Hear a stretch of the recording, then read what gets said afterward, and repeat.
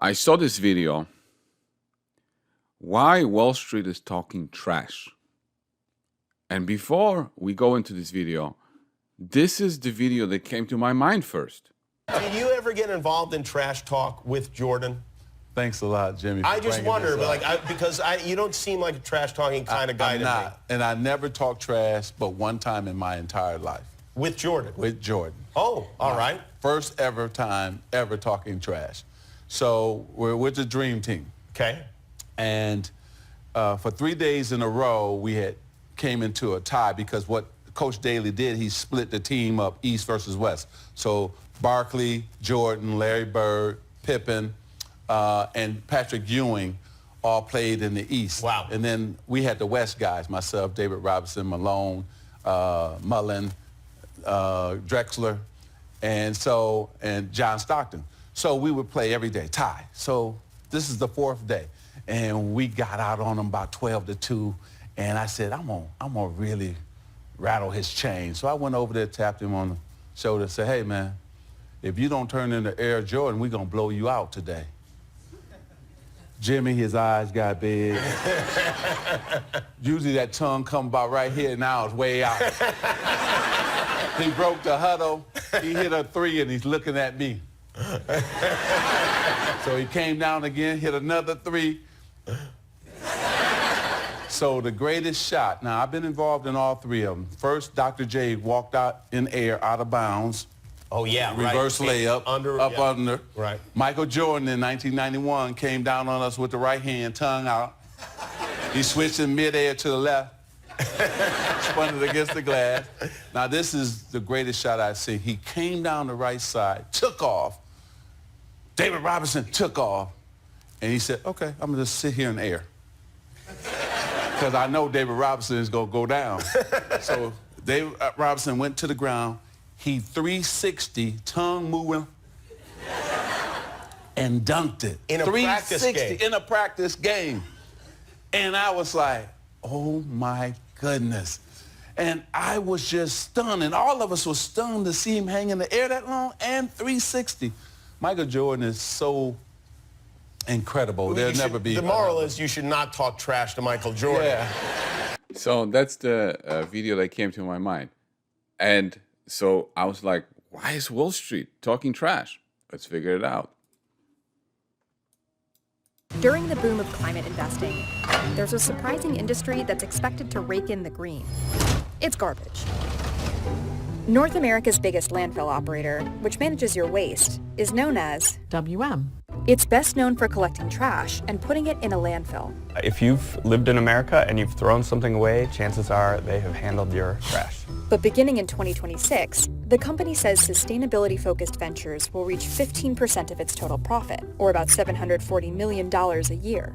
Here's how the company plans to profit from government tax credits and a market that's hungry for renewable energy and recycled materials. This is the economics of WM.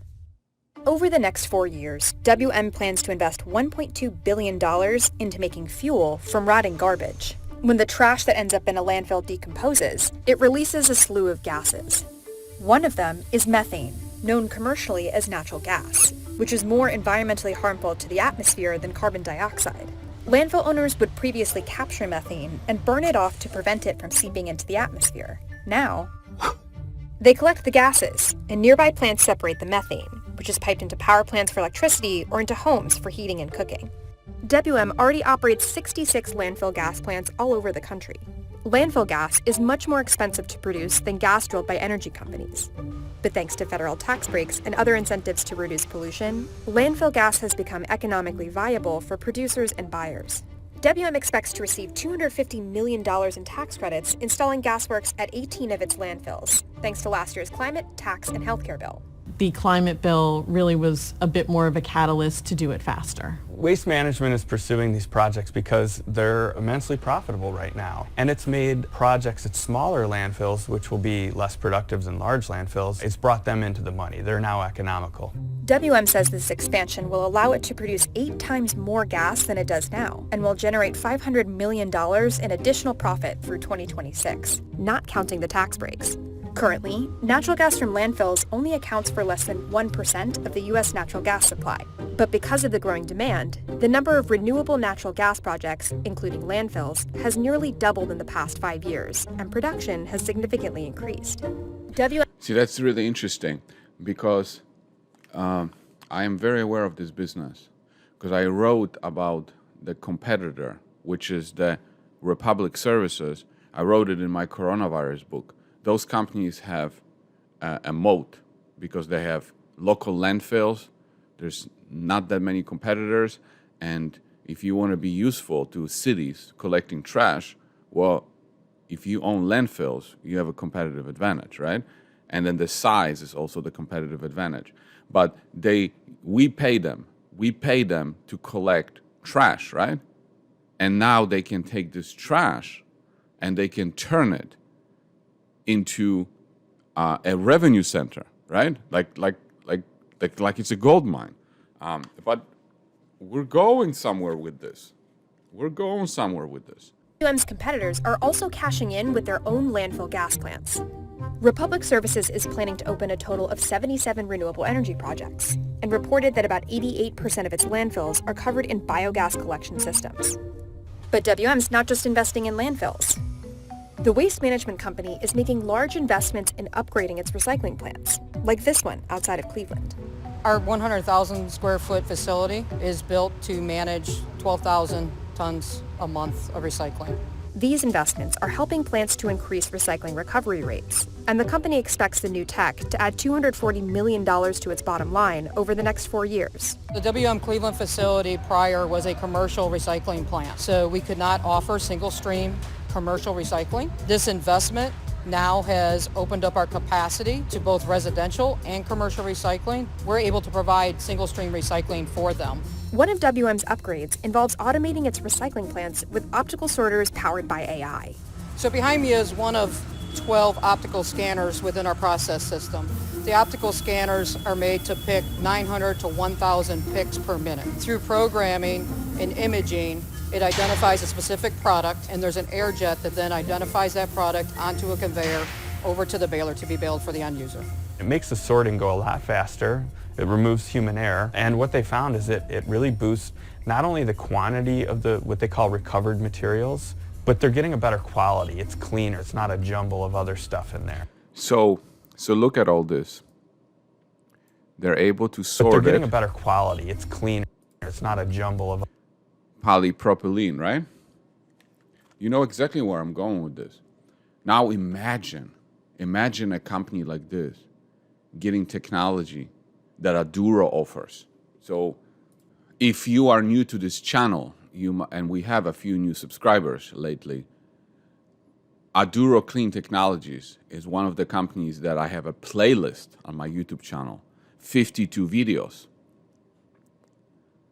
So imagine this, a company like WM or any of the trash companies getting hands on being able to use hydrochemical chemistry that Aduro provides to be able to take, chemically break apart all types of plastic and turn it into a valuable resource, whether it's more plastic or fuel or whatever.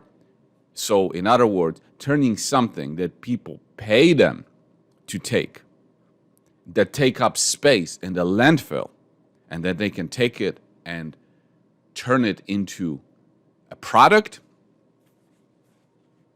Pretty amazing. other stuff in there. So they're spending a lot of money to automate these recycling facilities in order to boost efficiency. Where we have made these investments, we're lowering our operating costs by reducing some of the labor intensity of the business. All that stuff goes to these facilities where it's sorted into different materials, mixed paper, corrugated cardboard, clear bottles. That all gets separated.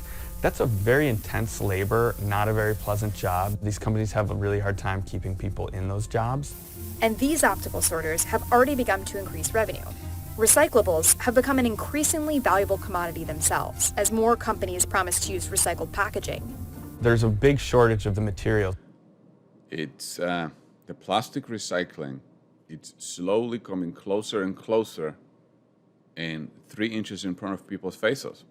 So recycled material that companies like Coca-Cola or Amazon or whoever uses a lot of plastic and paper can reuse for new packaging. So the race is on to really get that stuff out of the waste stream. And companies are willing to pay up for those materials even though they're more expensive because they've told their investors and their customers they're going to clean up their act. Plus, more cleanly sorted recyclables fetch a higher price. WM says the optical sorters are able to increase blended commodity value by about 15% per ton.